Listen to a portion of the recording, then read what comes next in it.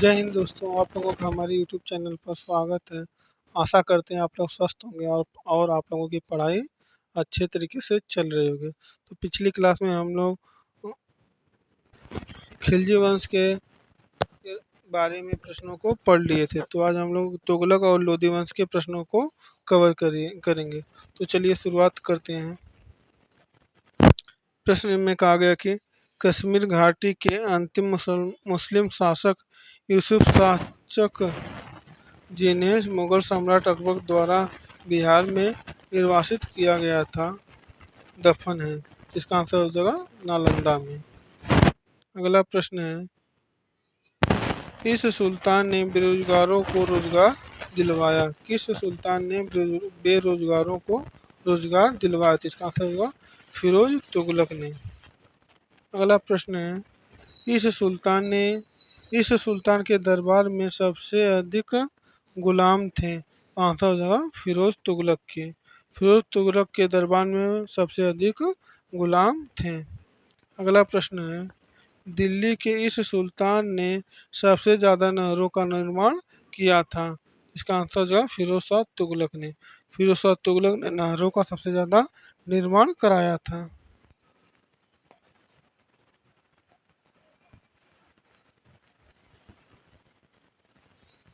अगला प्रश्न है, फिरोज शाह तुगलक के दौरान नहरों के बनाने और रखरखाव के खर्चों के द्वारा वहन किए जाते थे। फिरोज शाह तुगलक के दौरान नहरों के बनाने और रखरखाव के खर्चों के द्वारा वहन किए जाते थे। किसके द्वारा किया जाता था? काश्तकारों के द्वारा किया जाता था।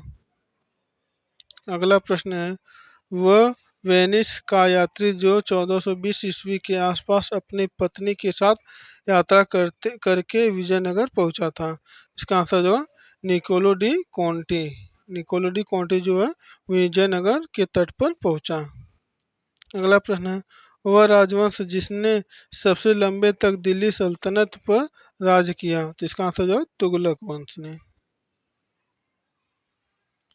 अगला प्रश्न है, मोहम्मद बिन तुगलक, फिरोज तुगलक, मोहम्मद गौरी और शेरशाह सूरी में से इस सुल्तान ने फलों की गुणवत्ता सुधारने के लिए उपाय किए। तो इसका आंसर जो फिरोज तुगलक ने किया।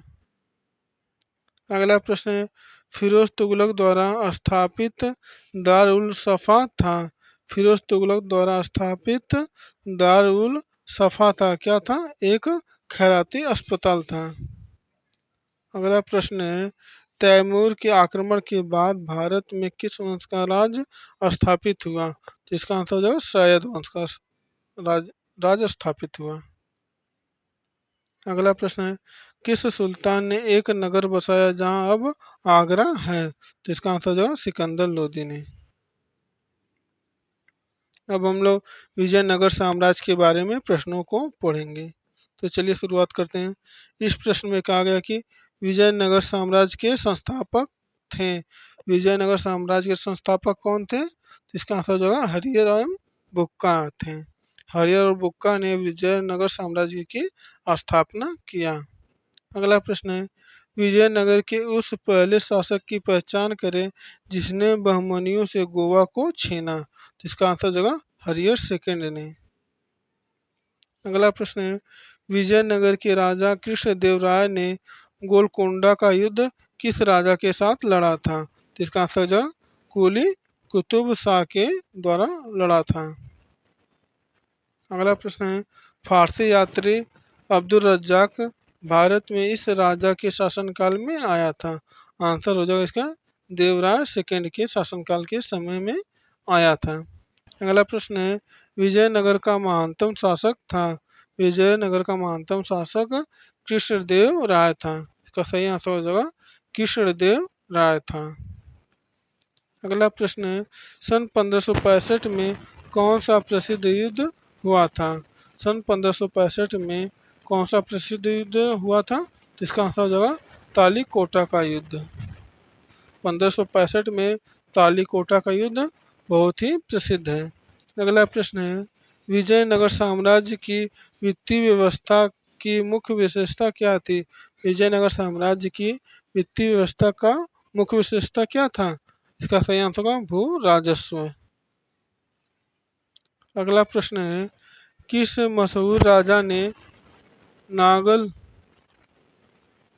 नागलपुरम नगर विजयनगर के पास अपनी मां के नाम पर बसाया? किस मशहूर राजा ने नागलपुरम नगर विजयनगर के पास अपनी मां के नाम पर बसाया? तो इसका आंसर हो जाएगा कृष्णदेव राय ने।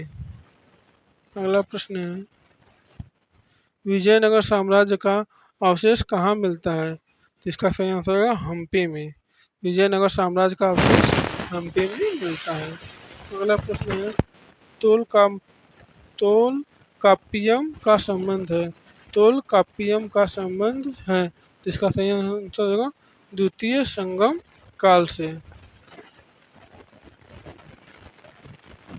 अब हम लोग दिल्ली सल्तनत और उसके प्रशासन के बारे में जितने भी महत्वपूर्ण प्रश्न होंगे उनको हम लोग पढ़ेंगे। इस प्रश्न में दिया गया कि दीवान ए अर्ज विभाग संबंधित था। दीवान ए अर्ज विभाग किससे संबंधित था? तो इसका आंसर होगा रक्षा विभाग से। अगला प्रश्न है, निम्नलिखित भूमि उत्पाद पर लगने वाले कर को इंगित करते हैं। निम्नलिखित भूमि उत्पाद पर लगने वाले कर को इंगित करते हैं, तो इसका आंसर होगा खराज, उस्र एवं मुक्तई। अगला प्रश्न है, जवाबित का संबंध किससे था? जवाबित का संबंध किससे था? इसका आंसर होगा राज्य कानून से। अगला प्रश्न है, सल्तनत काल के सिक्के टंका, ससगनी एवं जीतल इन धातुओं के थे, तो इसका सही आंसर होगा चांदी और तांबा के थे। अब हम लोग दिल्ली सल्तनत में कला एवं स्थापत्य और साहित्य के बारे में जितने भी महत्वपूर्ण क्वेश्चन बन सकते हैं उनको हम लोग कवर करेंगे। तो चलिए शुरुआत करते हैं। इस प्रश्न में कहा गया कि भारत में कागज का प्रयोग हुआ। भारत में कागज का प्रयोग कब हुआ? तो इसका सही आंसर होगा 12वीं ईसा पूर्व में हुआ। अगला प्रश्न है, इसमें कहा गया कि संपन्नता ने षड्यंत्र और विद्रोह को जन्म दिया था तथा दरिद्रता स्थापित और शांति की गारंटी देती थी। यह कहा था, किसने कहा था? इसका आंसर जियाउद्दीन बर्नी ने कहा था। अगला प्रश्न है, अलाई दरवाजा का निर्माण किस सुल्तान ने करवाया? अलाई दरवाजा का निर्माण किस सुल्तान ने करवाया? तो इसका आंसर जो है अलाउद्दीन खिलजी ने कराया। अगला प्रश्न है, फतेहपुर सीकरी स्थित प्रसिद्ध बुलंद दरवाजा जामा मस्जिद का यह प्रवेश द्वार बनता है। फतेहपुर सीकरी स्थित प्रसिद्ध बुलंद दरवाजा जामा मस्जिद का यह प्रवेश द्वार बनता है, तो इसका आंसर जो है दक्षिणी। अगला प्रश्न है, तबाकत ए नासिरी के लेखक थे। तबाकत ए नासिरी के लेखक कौन थे? इसका आंसर है मिनहाज उस सिराज थे। अगला प्रश्न है, बिहार पर बख्तियार खिलजी के हमले का पहला विवरण प्राप्त हुआ, तो इसका आंसर जो है तबाकत ए नासिरी से। अगला प्रश्न है, मोरक्को के यात्री इब्न बतूता का वृत्तांत इस रूप में जाना जाता है। मोरक्को के यात्री इब्न बतूता का वृत्तांत इस रूप में जाना जाता है, तो इसका आंसर रिहला के रूप में जाना जाता है। अगला प्रश्न है, बहमनी राज्य का संस्थापक था। बहमनी राज्य का संस्थापक कौन था? इसका आंसर होगा अलाउद्दीन हसन था। अगला प्रश्न है, दिल्ली सल्तनत के दौरान मुक्कद या चौधरी पद का इस्तेमाल किनके लिए किया जाता था? इसका आंसर जो गांव के सरपंच के लिए किया जाता था। अगला प्रश्न है, फुतुहात ए आलमगिरी लिखी गई थी। फुतुहात ए आलमगिरी किसके द्वारा लिखी गई थी? इसका आंसर होगा ईश्वरदास नागर द्वारा। ईश्वरदास नागर द्वारा फुतुहात ए आलमगिरी पुस्तक को लिखा गया है। अब हम लोग भक्ति और सूफी आंदोलन के बारे में जितने भी महत्वपूर्ण प्रश्न होंगे उनको पढ़ेंगे। इस प्रश्न में कहा गया कि सभी भक्ति संतों के मध्य एक समान विशेषता थी कि उन्होंने, इसका आंसर होगा अपनी वाणी को उसी भाषा में लिखा जिसे उनके भक्त समझते थे। अगला प्रश्न है, इस सुल्तान से निजामुद्दीन औलिया ने भेंट करने से इनकार कर दिया। किस सुल्तान ने निजामुद्दीन औलिया से ने भेंट करने से इनकार कर दिया? तो इसका आंसर होगा अलाउद्दीन खिलजी। अगला प्रश्न है, शेख बहाउद्दीन जकारिया किस संप्रदाय के थे? शेख बहाउद्दीन जकारिया किस संप्रदाय के थे? तो इसका आंसर हो जाएगा सुहरावर्दी संप्रदाय के। सुहरावर्दी संप्रदाय के थे। अगला प्रश्न है, बारहमासा बारहमासा की रचना किसने की थी? बारहमासा की रचना मलिक मोहम्मद जायसी ने की थी। अगला प्रश्न है, नाथपंथियों, सिद्धों और योगियों ने भक्ति धर्म को लोकप्रिय बनाया। तो इसका आंसर जो उत्तर भारत में। अगला प्रश्न है, सही मिलान नहीं है।